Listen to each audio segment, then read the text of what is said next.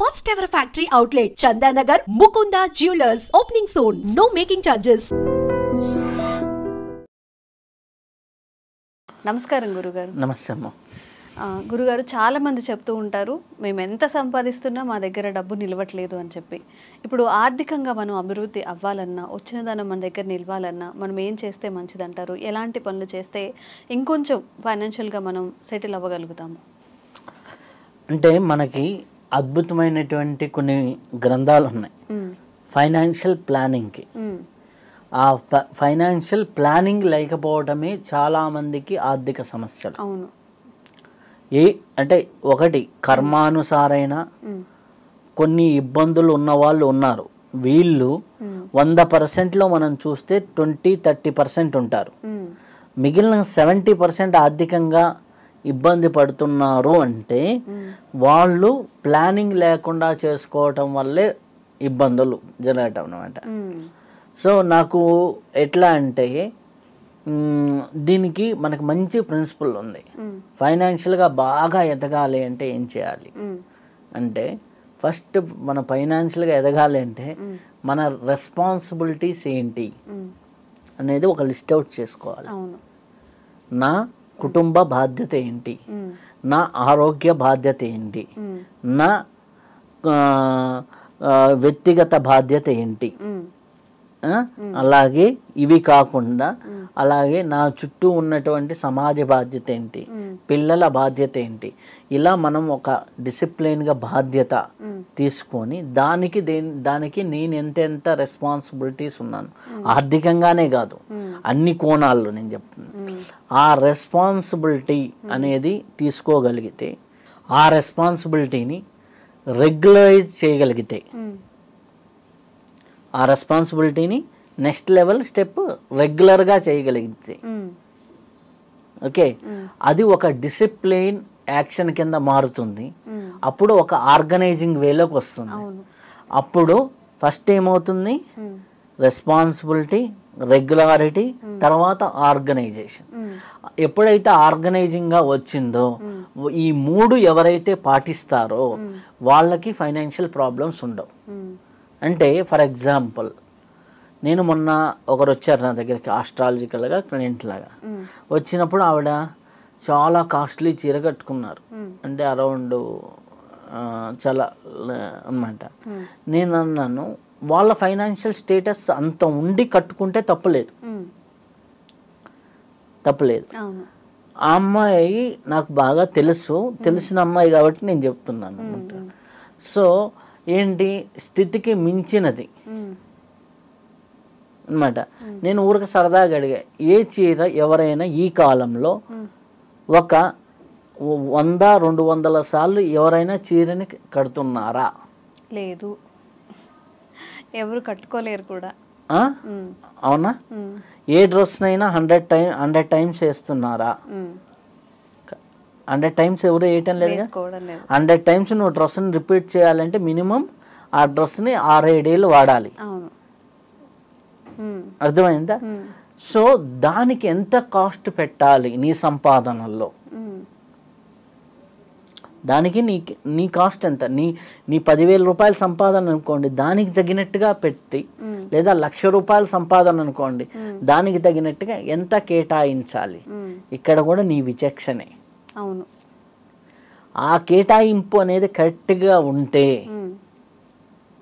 ఆ బ్యాలెన్స్ అనేది కరెక్ట్గా ఉంటే ఆటోమేటిక్గా నీకు అన్నిట్లో ఆ బ్యాలెన్స్ వస్తుంది.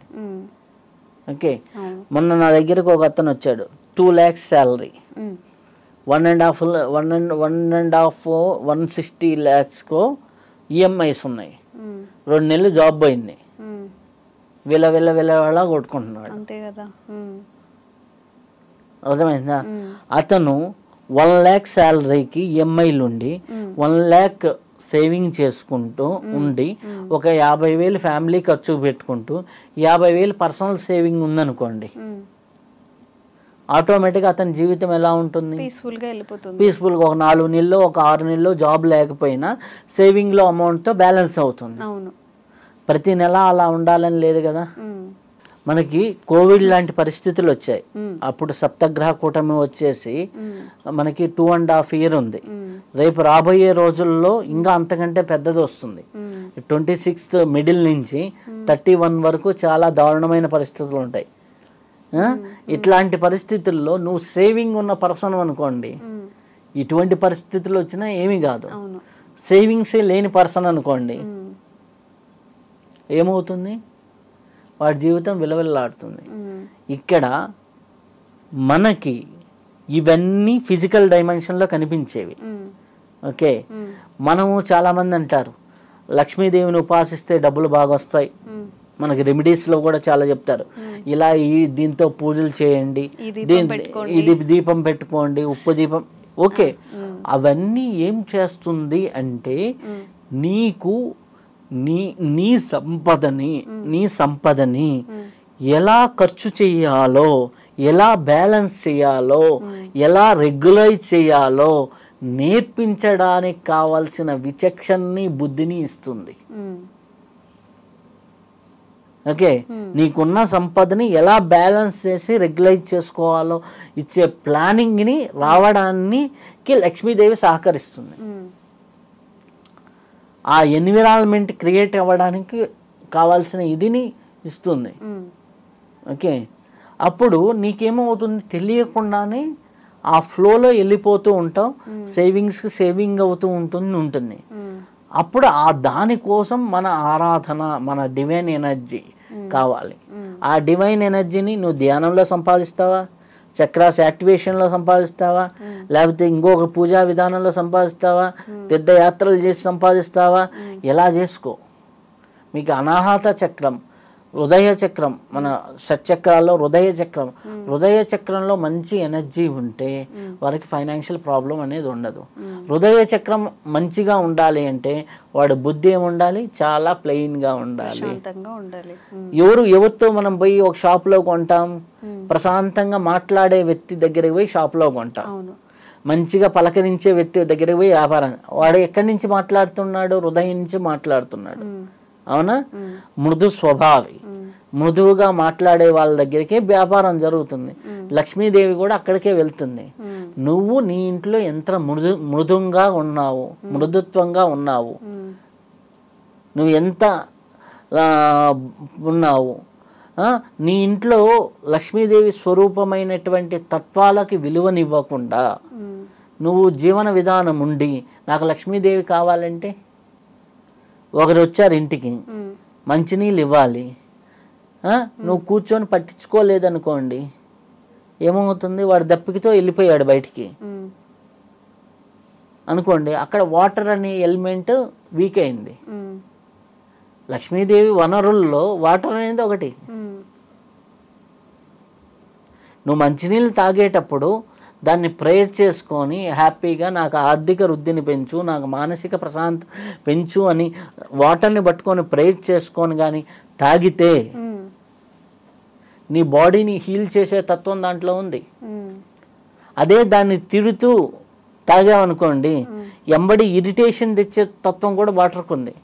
వాటరు ఎనర్జీని క్యారీ చేస్తుంది. అందుకని దేవుడి దగ్గరగా పెట్టినటువంటి వాటర్లో ఆ వైబ్రేషన్స్ లాక్కుంటుంది కాబట్టి ఆ వాటర్ని తీర్థంగా మనకు ఆలయాల్లో ఇస్తారు. దైవత్వ వైబ్రేషన్స్ని బాగా తీసుకుంటుంది కాబట్టి తీర్థంగా ఇస్తారు.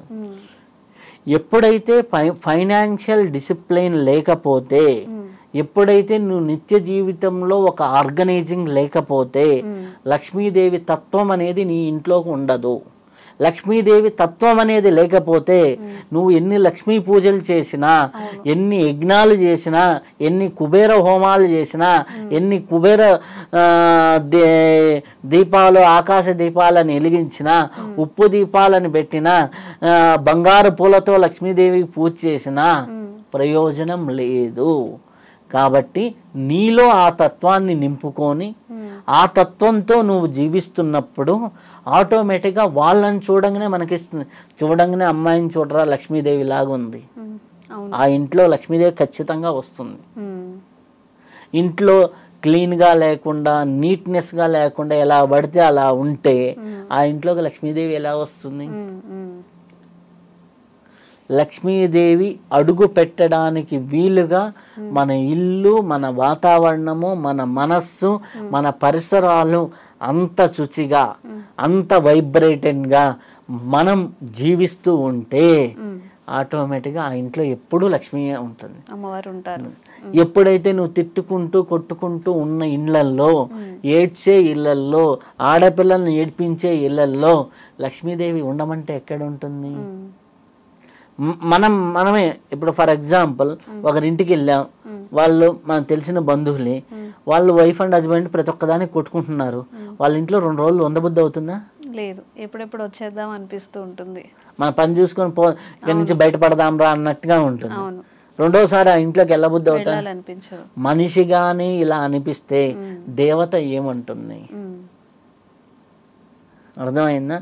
లక్ష్మీదేవి తత్వాన్ని నింపుకొని, లక్ష్మీదేవి గుణాలను నింపుకొని మన వనరుల్ని మనం పెంచుకుంటూ మన జీవితంలో రెస్పాన్సిబిలిటీని, అలాగే రెగ్యులారిటీని, అలాగే ఆర్గనైజింగ్ని ఇవి పెంచుకుంటూ, అప్పుడు నువ్వు వీటికి బలాన్ని ఇవ్వడానికి నువ్వు ఏ బీజమంత్రం చేసినా, లక్ష్మీదేవికి సంబంధించిన ఏ పూజ చేసినా ఆటోమేటిక్గా నువ్వు ఒక్కసారి అట్లా చేస్తే ఇక్కడ 100 రెట్లు ఫలితం వస్తుంది. ఇది లేకుండా 100 సార్లు పూజ చేసినా ఒకసారి ఫలితం రాదు. చాలామంది మిస్ చేస్తుంది పూజల గురించి అని చెప్పేస్తాను, కానీ పూజ చేసినప్పుడు పూజకి తగిన గుణము బుద్ధి మారకపోతే ఉంటుంది. ఇప్పుడు ఒక మంచి కంపెనీలో 10 లక్షలు సంపాదించేవాడికి 1,00,000 రూపాయలు సంపాదించేవాడికి స్కిల్లో పెద్ద తేడా ఉండదు, వాడి మైండ్ సెట్లోనే తేడా ఉంటుంది. ఆ మైండ్ సెట్ మార్చగలిగితే, ఆ మైండ్ సెట్ ఆ విధంగా ఉంచుకోగలిగితే ఆటోమేటిక్గా లక్ష్మీదేవి తత్వం అనేది వాడి దగ్గర ఉంటుంది. మైండ్ సెట్ మారకుండా నువ్వు ఎన్ని యాంత్రికంగా ఎన్ని చేసినా అవి యాంత్రికమే, అవి భౌతికమే. దాని తాలూకు పుణ్యకర్మ వస్తుంది చేసినందుకు, ఏదో కొద్దిగా బ్లెస్సింగ్స్ వస్తాయి, అనుకున్నంత ఫలితం రాదు. ఇప్పుడు నువ్వు ఒక అమ్మాయి కనిపించింది, పాపం ఏదో ఇబ్బందులు ఉన్నాయి, నేను లక్ష్మీదేవికే ఇస్తున్నానని అమ్మాయికి హెల్ప్ చేసావు అనుకో, లక్ష్మీదేవి నీ ఇంట్లో ఖచ్చితంగా ఉంటుంది.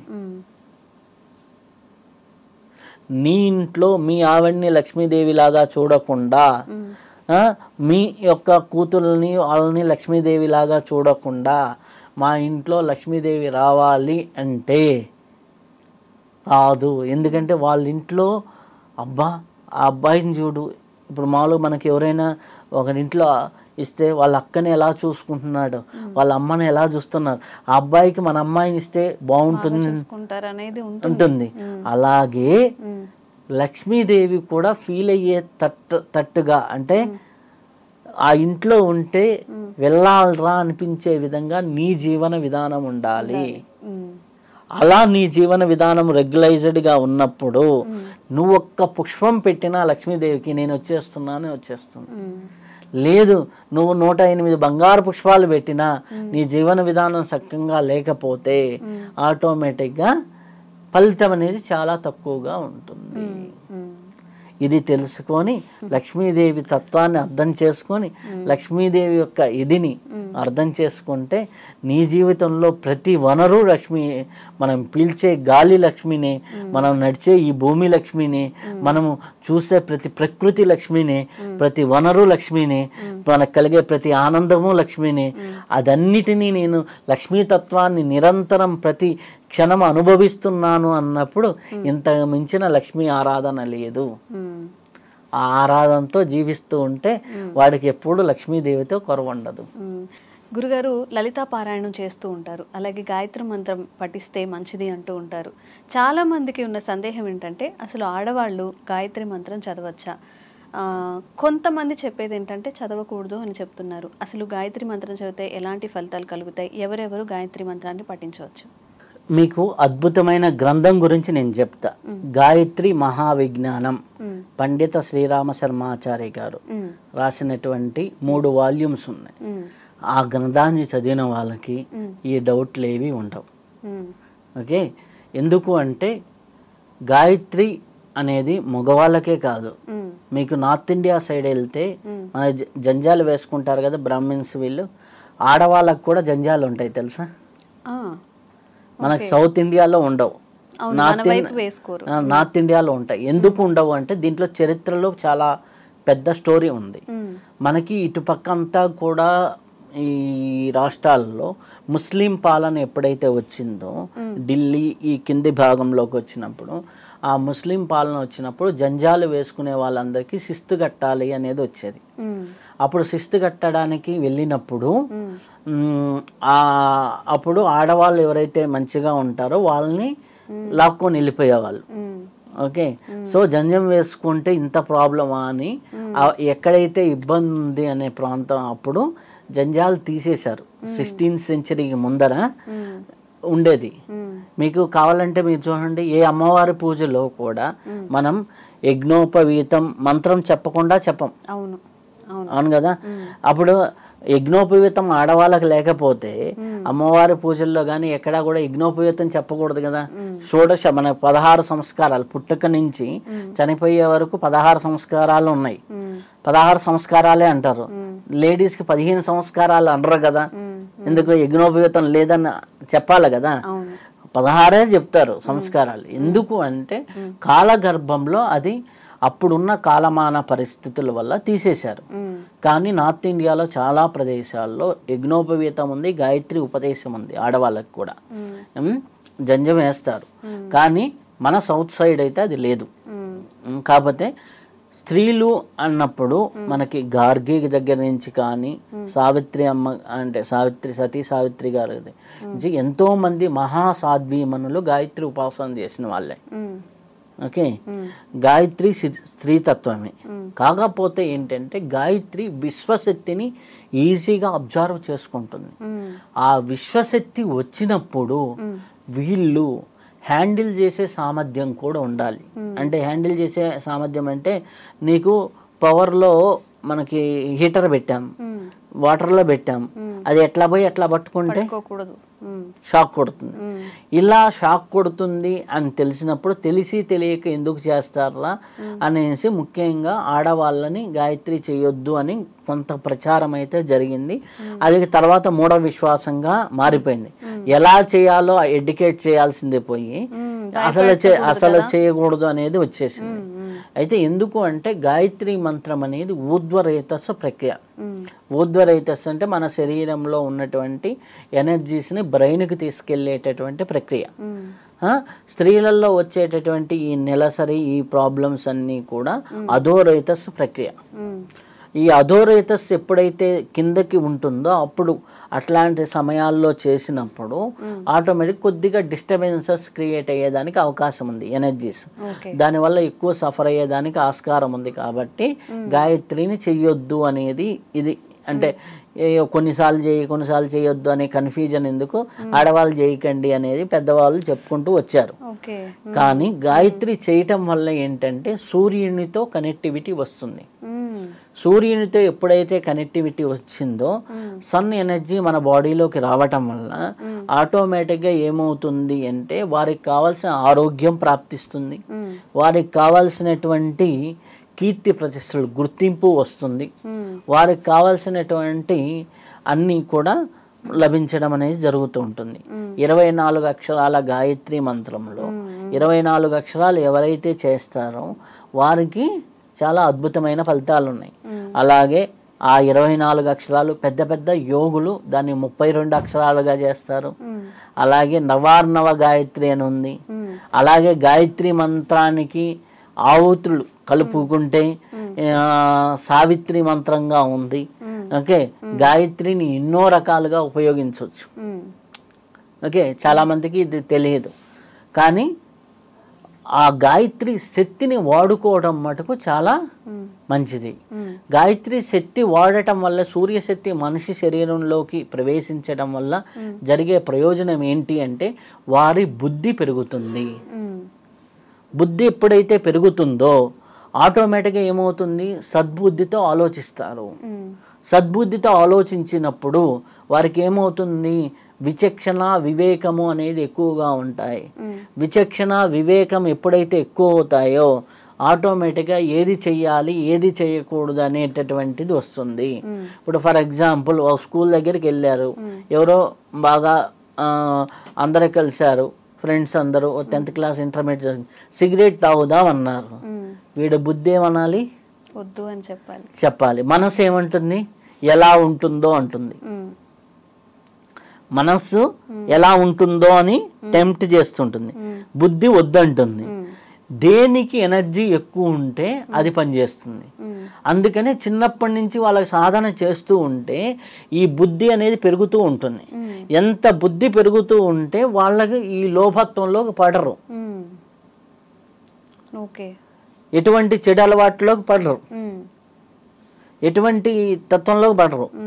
ప్రాక్టికల్గా నా జీవితంలో జరిగినటువంటి ఒక సంఘటన ఇది దాదాపులో వచ్చేసి 2014 or 13 ఆ ఇయర్లో జరిగింది. ఒక అమ్మాయి నా అన్నమాట, వాళ్ళ టీం లీడర్ అమ్మాయిని లిటరల్గా చాలా టార్చర్గానే ఇబ్బంది పెడుతూ ఉన్నారు. జరిగేదే కదా బయట సంఘటనలు. అయితే నన్ను వచ్చి అడిగింది.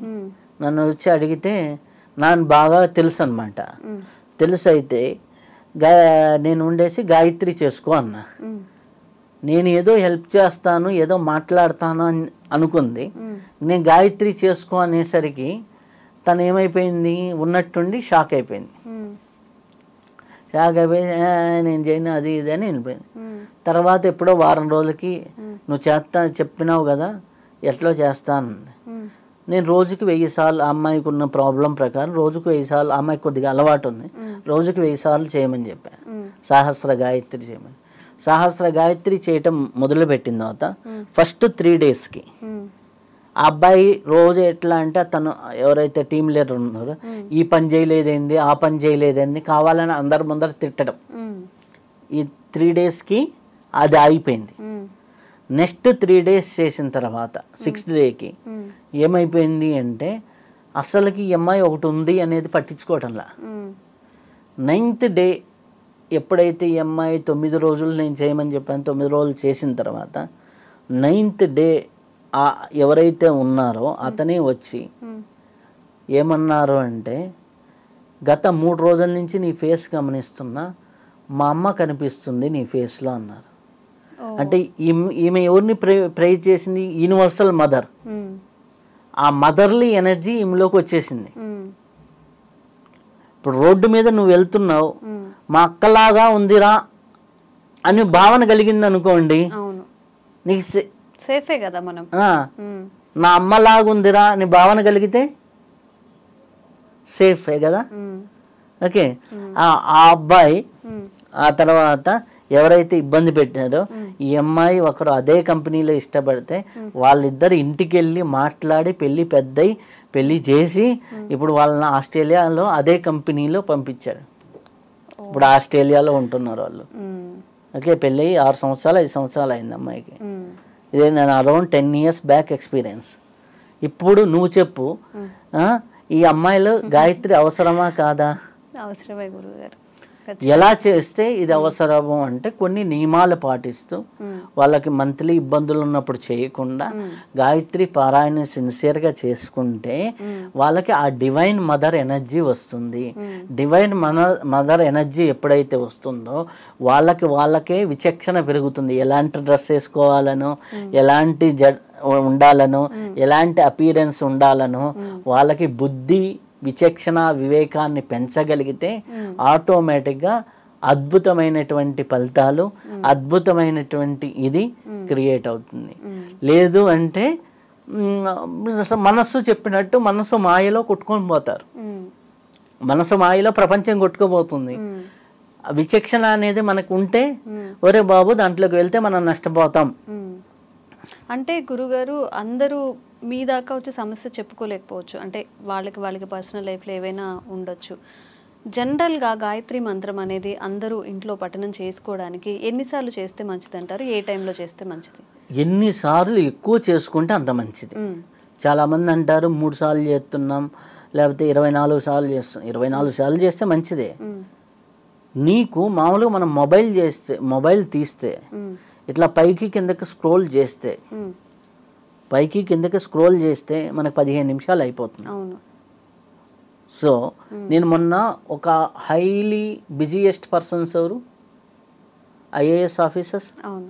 డిస్ట్రిక్ట్ కలెక్టర్, ఒక డిస్ట్రిక్ట్ కలెక్టర్ని కలిసా. అతను 3 పూట్ల గాయత్రి చేస్తాడు. ఉదయం ఇంట్లో చేసుకొని వస్తాడు, మధ్యాహ్నం ఆఫీస్లో కలెక్టర్ ఆఫీస్లో చేయడం కష్టమా ఈజీనా? మన వెసులుబాటుని బట్టి మనం టైం అంటే మామూలు కలెక్టర్ ఆఫీస్లో ఇబ్బందిగానే ఉంటుంది కదా, అందరూ కలుస్తూ ఉంటారు కాబట్టి. ఆయన లంచ్ బ్రేక్లో ½ అన్ అవర్ తీసుకుంటే పావు గంట గాయత్రి జపం చేసి పావు గంట అన్నం తినేసి వస్తాడు. నైట్ ఇంటికి వెళ్ళి చేసుకుంటాడు. సో ఇక్కడ ఎవరికి సాధ్యం కాదు. మన మొబైల్లో ఓ మెసేజ్లు చూసినంతసేపు 5 నిమిషాల్లో 108 చేయొచ్చు, 6 నిమిషాల్లో. 3 మాలలు గాయత్రి చేయాలంటే 15 మినిట్స్, కనీసం 3 మాలలు అంటే 3 మాలలు అంటే 3 108. ఒక 1 అవర్ కేటాయిస్తే సహస్రం. ఒక 1 అవర్ రోజు గాయత్రి ఒక 41 డేస్ కానీ, లేదా 108 డేస్ కానీ, లేదా ఇంకా పండిత శ్రీరామ శర్మాచార్య గారు చెప్పిన లక్ష్యం బాతిక అంటే 1,25,000 గాయత్రి గాని చేసి ఒక పని కాలేదు, అది ఇల్లు కట్టుకోవటమా లేకపోతే ఇంకోట 1,25,000 గాయత్రి గాని చేయగలిగితే వాళ్ళకి ఏ ప్రాబ్లం ఉన్నా కానీ వెళ్ళిపోతుంది. కాకపోతే నియమాలతో, ఎలా పడితే అలా కాకుండా నియమాలతో మనం స్పిరిచువల్గా మనం ఆలయానికి వెళ్ళేటప్పుడు ఎటువంటి నియమాలు పాటిస్తామో అటువంటి నియమాలతో చేయాలి. ఎటువంటి అంటే శాకాహారాన్ని తీసుకుంటూ ఇంట్లో ఎటువంటి అంటు ముట్లు ఇవన్నీ లేకుండా కలపకుండా ఉన్నటువంటి ప్రదేశాల్లో కూర్చొని ప్రశాంతంగా పూజ గదిలో కూర్చొని చేయటం. అట్లా కుదరకపోతే రోజు 1 గంట దగ్గరలో ఉన్న టెంపుల్కి వెళ్ళేసి ప్రశాంతంగా పూజ చేసుకొని జపం చేసుకొని వచ్చి ఇంటికి వచ్చి మీ డ్రెస్ మీరు వేసుకొని వెళ్ళండి. అయితే గురుగారు, ఇప్పుడు మనం రోజు పారాయణం చేస్తాము, గాయత్రి పారాయణం చేస్తున్నాము, వీక్ మొత్తం అవాయిడ్ చేసినా సండే ఒక రోజు నాన్ వెజ్ తింటూ ఉంటారు. మరి ఆ రోజు పొద్దున్న చేసుకోవచ్చా, స్కిప్ చేస్తే మంచిది అంటారా? అంటే ఎనీథింగ్ మంత్ర జపం, ఎనీథింగ్ పారాయణ, ఎనీ సాధన, అసలు మనిషి అన్నవాడికి నాన్ వెజ్ పనికిరాదు. సింపుల్. మనిషి అన్నవాడికి మనిషి నాన్ వెజ్ తినడానికి పొట్ల. అవును, కానీ ఇప్పుడు లైఫ్ స్టైల్లో భాగమైపోయింది కదా. లైఫ్ స్టైల్లో భాగమైంది అంటే నువ్వు జీవితంలో ఉన్నతి చెందాలి అంటే కొన్ని అవాయిడ్ చేయాలి. విధి లేని పక్షాల్లో కొన్నిట్లో మేమైతే ససేమిరా అంటాం. కాకపోతే విధి లేని పక్షాలు ఎక్కడన్నా తినాల్సి వచ్చి ఏదన్నా ఇబ్బంది జరిగితే ఆ రోజుకి ఆ మరుసటి రోజుకి స్కిప్ చేసేసి మరుసటి మళ్ళీ చేసుకోవటం. ఓకే ఓకే, నిజంగా చాలా చక్కగా చెప్పారు గురుగారు. ఈ వీడియో చూసిన వాళ్ళకి ఒక క్లారిటీ అయితే వస్తుంది, అంటే గాయత్రి మంత్రం ఎప్పుడు చేసుకోవచ్చు, చేసుకోవడం వల్ల లాభాలు ఏంటి, ఎన్నిసార్లు చేసుకోవచ్చు అని. సంతోషం గురుగారు, ధన్యవాదాలు.